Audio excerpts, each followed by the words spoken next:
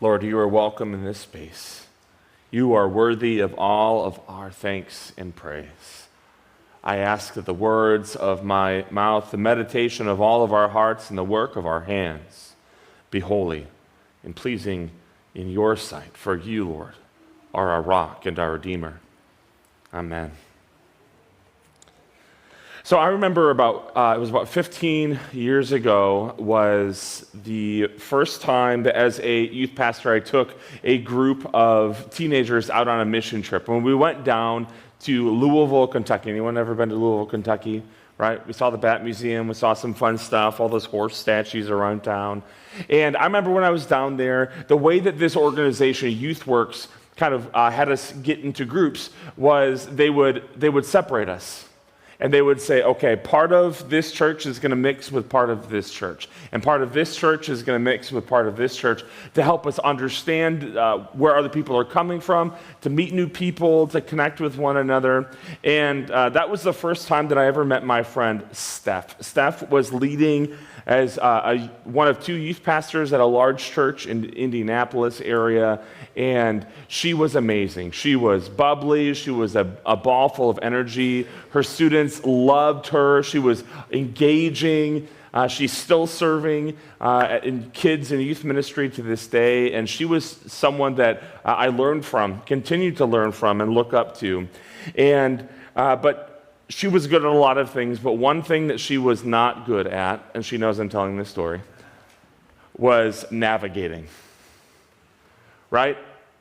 She was not good at navigating, not because she didn't know north, south, east, and west, or her lefts and her rights, but because she couldn't pay attention long enough when she had youth in the van, because she would start talking with them. She was so engaging that she forgot that she had a job to do. She'd say, oh, look at that, you see that? And we'd miss a turn. And she would forget time and time and time again. And I was the driver of this 15-passenger van, and I would start to get frustrated.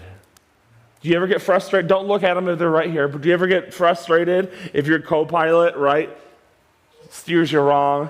I would get so frustrated. And finally, I think it was after the second day, full of missed turns, near accidents, and frustration, I finally, at the end of the day, I said, you know what, Steph, you know I love you, right? But you are no longer allowed to sit in the front seat of this van. And I was like, we got to find someone else that can do it. So when we got the group back together, I asked, and of course, the squirrely kid that you know will not pay attention, like I was when I was a kid, he raised his hand immediately, and we're like, we love you, but absolutely not, right? And then quietly from the very back row of the van was the quiet kid that I never really heard talk, and he raised his hand, and he said, I'll do it.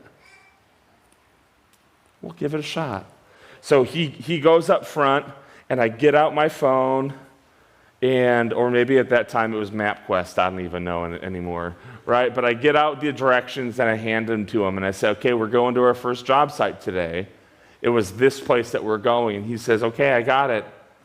And he puts the phone down, and he leads us there by memory, because he watched while everyone else was talking, while everyone else was being crazy in the back and distracting Steph from leading us, he was paying attention. And as we went on, we went to new place to new place to new place.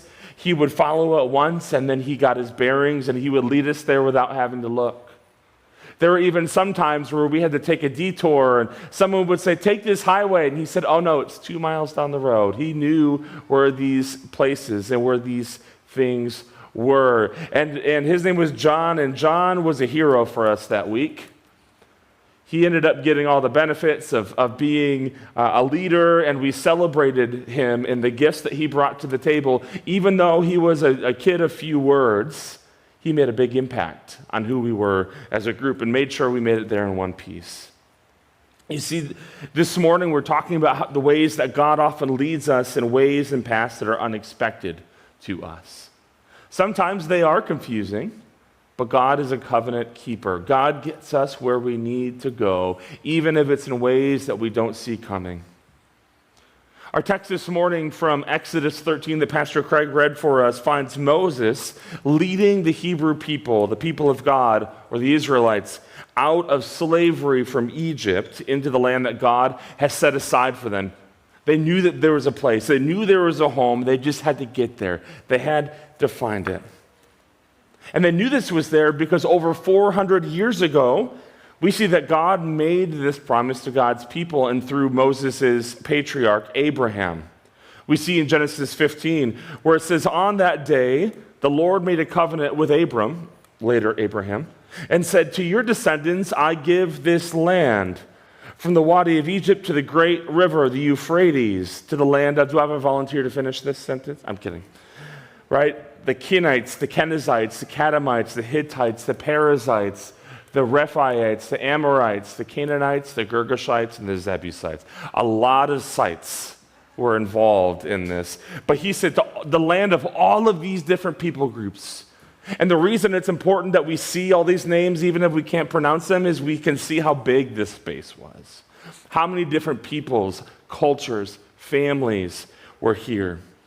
Yet in order to get to a place where they could truly inherit this land, the people all these years later under Moses wandered for 40 years throughout a wilderness. As I mentioned earlier, throughout the month of August, we are in a sermon series called In the Wilderness, where we are going to look at the rich biblical theme of wilderness journeys, how God is working in all of them, and how we can navigate the challenges that you and I will inevitably face in our wilderness moments and places together. Last week was the first sermon of the series, and we defined the wilderness as a liminal or a transitional space where we explore unknowns, face personal questions, or find ourselves growing with God. And as we are focusing once more on the wilderness journey of the Hebrew people on their way to the promised land, I've often found myself wondering what the journey would have been like as a leader. Like, I don't know how Moses would have done it. You know, descriptions and depictions of him show him with hair, but he had to have been bald from pulling all of his hair out, right? It would have been crazy. If you've ever been on a road trip lasting longer than 15 minutes with young kids, you've no doubt heard the chorus of cries, are we there yet?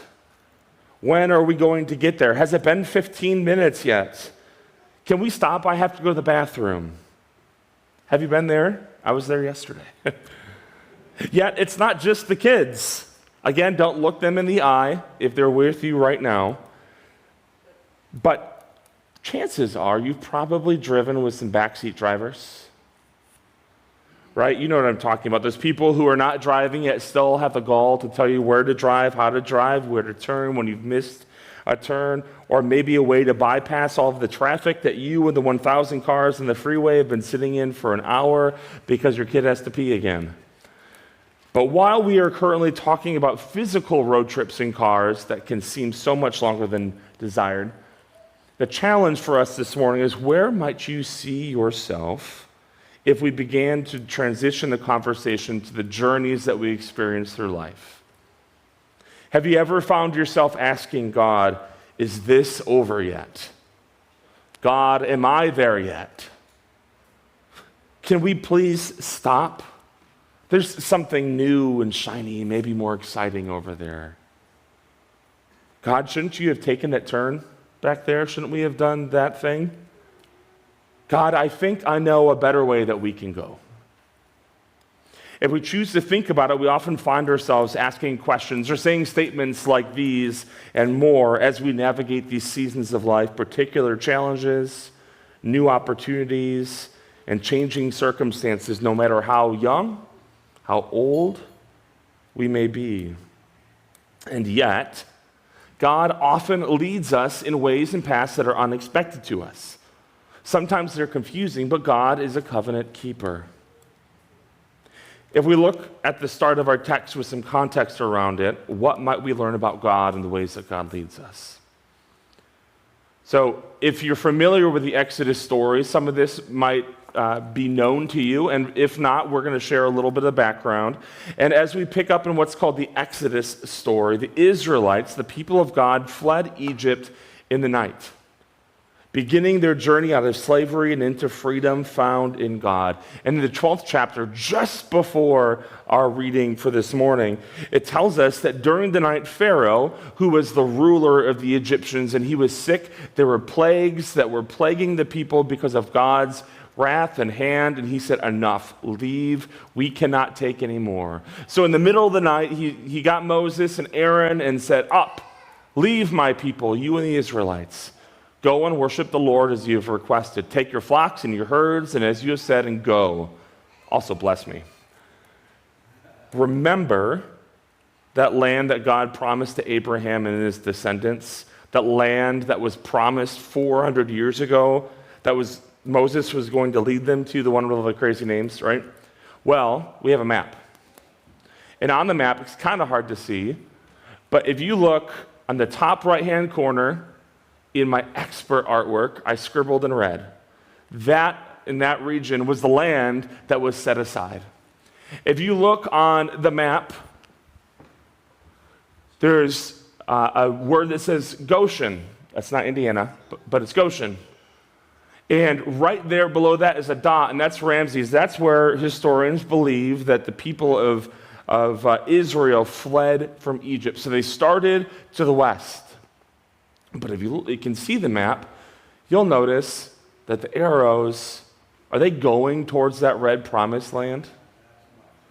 Not so much. You don't have to have an innate GPS to know this, right?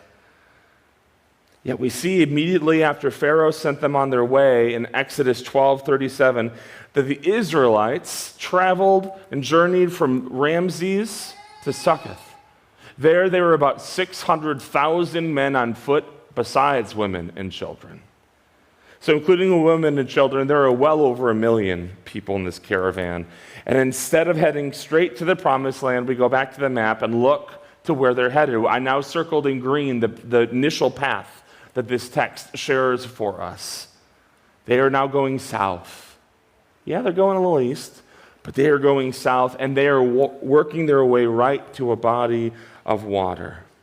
Why would God do this if God promised them safety, freedom, and the way to the land set aside just for them? Well, if we make it to our text in chapter 13, we see that when Pharaoh let the people go, it says that God did not lead them on the road through the Philistine country, though that was shorter. For God said if they face war, they might change their minds. They might be afraid. They might have a change of heart and return to Egypt. And so God led the people around by the desert road towards the Red Sea. And the Israelites went up out of Egypt ready for battle. They wanted to fight, but God knew them better than they did, right? They wanted to fight. They were ready for battle. And yet, instead of sending them into the space, could we go back to the map real quick, Jeff? If we go back to that map, if you notice, going from where they started to that red space, right above that is the Mediterranean Sea, and there's a dotted line and a path that says the way of the sea. That was the road that people would often take, but that was also the road that was often encamped with bandits and with plundering, because they only had to defend one side because the sea was there on the other. And so they knew that if they were going to go there, it was going to be a fight, but God said, I know you better than you know yourselves. Let's go a different direction.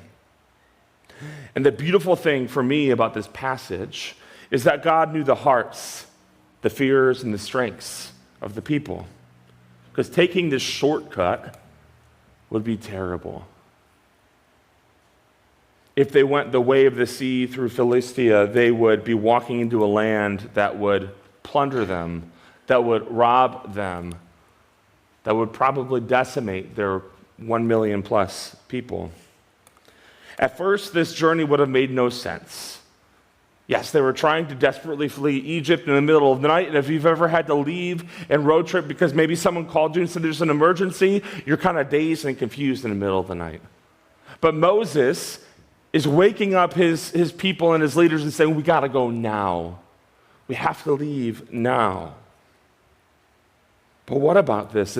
It continues to say in verse 20 that after leaving Succoth, they camped at Etham on the edge of the desert.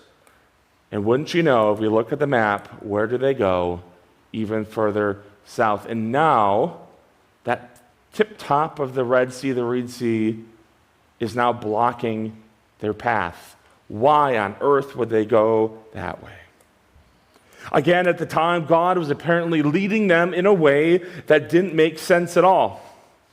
But what we can see on the other side of the story is that God leads us like the one who made us. Because God, again, knows our strengths and our weaknesses.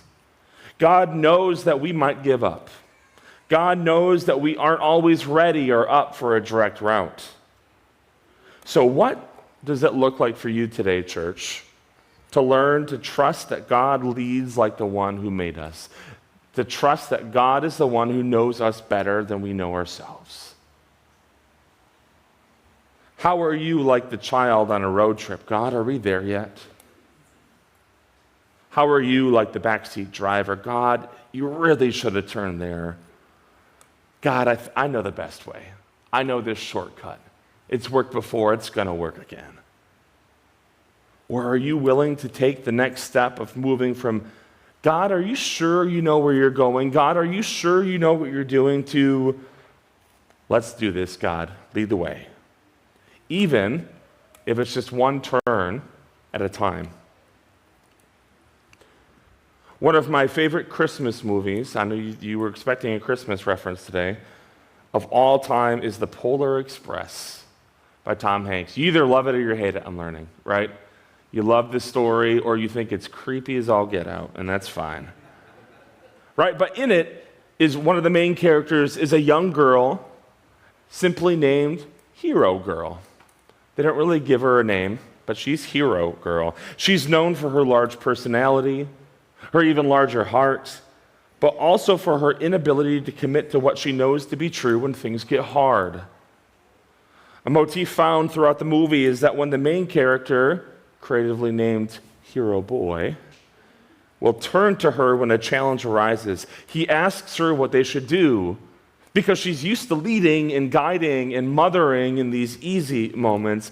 But when she gives a half-hearted answer in the midst of trial and suffering, the boy always answers, "Are you sure?"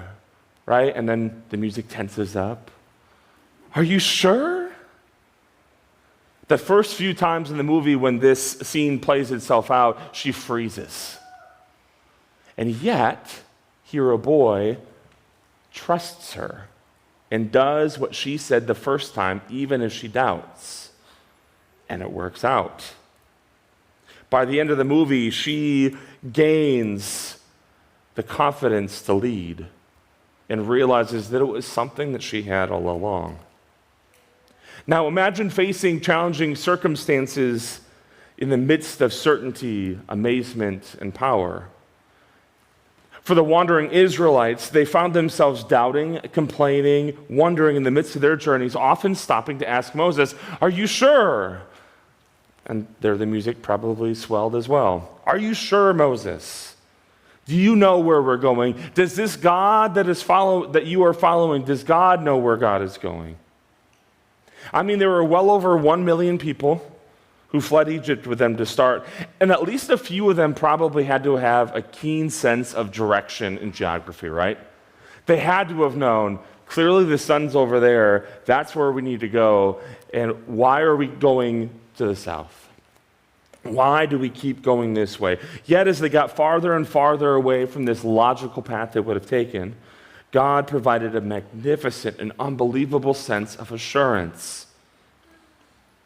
We see in verses 21 and 22, as our story continues, that by day the Lord went ahead of them in a pillar of cloud to guide them on their way, and by night in a pillar of fire to give them light so that they could travel by day or night. Neither the pillar of cloud by day or the pillar of fire by night left its place in front of the people. I don't know about you, but usually, like when I see a cartoon, right, and there's a cloud following someone, that means they're kind of down in the dumps. Maybe they're grumpy, little Johnny Raincloud, just always bringing the bad news, the pessimism. And if I see a pillar of fire, I run, right? Both of these things are not typically things that I would want to follow. Yet the people of God, all 1 million plus of them, recognize and realize that if something this mighty, something this magnificent is to happen before my very eyes, that maybe God's up to something that I can't understand.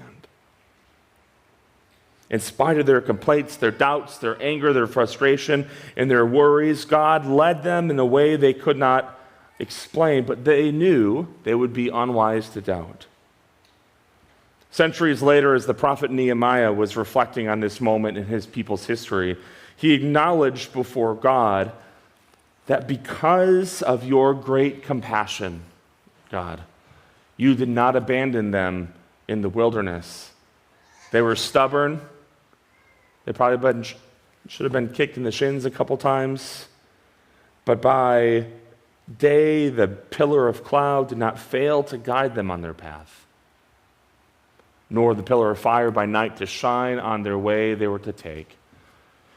For you gave your good spirit to instruct them.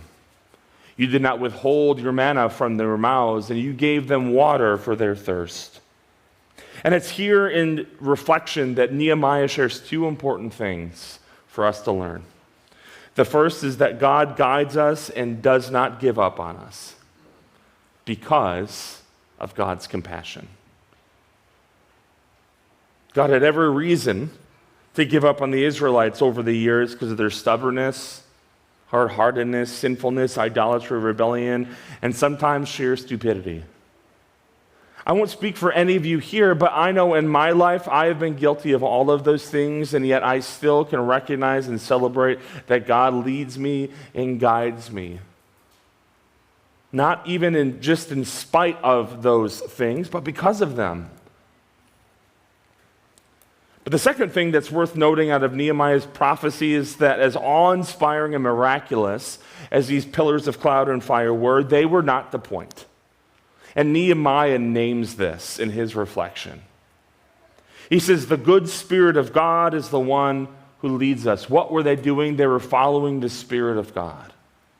You and I probably won't ever see a pillar of fire or a pillar of cloud guiding us where we need to go. When we're lost on the way to the new grocery store, you're not going to see a pillar of fire at night, right? Does that mean that God does not work in the same ways? Sure, but does that mean that God doesn't work at all? Absolutely not. We should look for the Spirit of God, and the Spirit of God can work in and through anything. You might know this, but sometimes we need a reminder. Maybe it's a young teenager who doesn't talk much, yet guides you confidently where you need to go. Maybe it's an unexpected job loss that guides you into a career or trajectory that you were made for. Maybe it's a friend who speaks a truth over you that you did not yet realize you needed to hear. Maybe it's a new relationship that helps you learn about who you are and gets you where you are made to go. Maybe it's a faith community that you did not expect that walks with you and your family through highs and lows. You see, God often leads us in ways and paths that are unexpected to us. Sometimes they're confusing, but God is a covenant keeper. What I'm learning is that we should never write off the ways that God is at work. If they would have written off the pillars of cloud and fire, where would they have been? I'm going to close our time this morning by sharing a poem attributed to an 18th century Moravian church leader and reformer named Nikolaus Ludwig Zinzendorf. And he wrote this called, "He Guides Our Steps Through All the Tangled Maze." This idea of a tangled maze might speak to some of us and say, oh, I live there. For some of us, we might have hope and say, guiding our steps, that's what I'm here for. But whatever it is, I want to invite you to listen for the ways that it captures the ups and the downs of life, the existential questions that emerge when we feel lost, and the great inner peace that we feel when we experience God's leading. I'm going to invite you, where you are, as you are, to close your eyes if that's comfortable for you, or you can leave them open, but to hear these words and to receive it together. He leads us on by paths we did not know. Upward he leads us, though our steps be slow. Though oft we faint and falter on the way, though storms and darkness oft obscure the day, yet when the clouds are gone, we know he leads us on. He leads us on through all the unquiet years, past all our dreamland hopes and doubts and fears. He guides our steps through all the tangled maze of losses, sorrows, and o'erclouded days. We know his will is done, and still he leads us on. Thanks be to God.